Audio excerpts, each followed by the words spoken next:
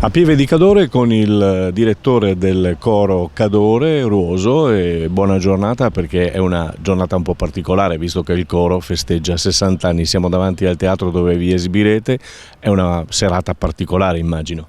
È assolutamente una serata molto particolare, per noi è un momento di grande festa, 60 anni non sono un traguardo insomma facile da raggiungere, anche se in questi anni effettivamente qualche coro ci sta arrivando, il coro Castelli festeggerà il prossimo anno, per esempio il coro ospite di questa sera, e siamo molto felici di averli con noi perché sono un coro di grande qualità e maestro Giorgio Susana è noto insomma non solo a livello nazionale, quindi per noi è un grande onore averli con noi e canteremo felicemente insieme.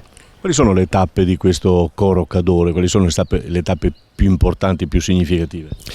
La fondazione del coro Cadore è avvenuta nel 1963 in modo informale, grazie a Gian Pietro Genova che è appunto il maestro fondatore del coro, che poi nel 65 lo ha costituito ufficialmente e lo ha diretto fino alla sua morte che è avvenuta nel 2000 e ha fatto seguito poi come direzione la figlia Gabriella Genova per altri 6 o 7 anni, dopodiché diciamo, la bacchetta per così dire è passata prima certo a Marino Baldissera, poi a Marta De Colle di Belluno e poi hanno chiesto a me di continuare questa attività insomma con molto piacere e con molta soddisfazione. Molti cori cambiano il repertorio o quantomeno spaziano. Il vostro repertorio quale sarà? Soprattutto anche quello di questa sera per festeggiare questi 60 anni.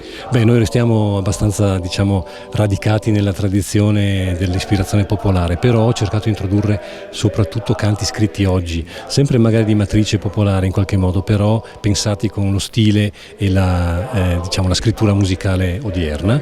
Una grossa novità del coro Cadore è che dall'anno scorso, nel mese di giugno 2024, abbiamo ufficialmente aperto una sezione femminile e questo per ragioni anche diciamo così numeriche, nel senso che il coro Cadore io ricordo nel 2015 era costituito da 27 cantori, attualmente sono in 18. C'è un calo fisiologico dei cori maschili di tradizione popolare che si vede un po' dappertutto, ecco, e quindi abbiamo pensato a qualche soluzione che ci potesse permettere di guardare il futuro con una certa fiducia.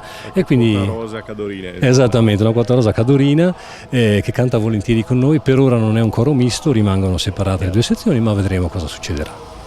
Vi auguro buon 60° e chissà, ci rivedremo tra qualche anno ancora. Chissà, per il 70°. Grazie molte.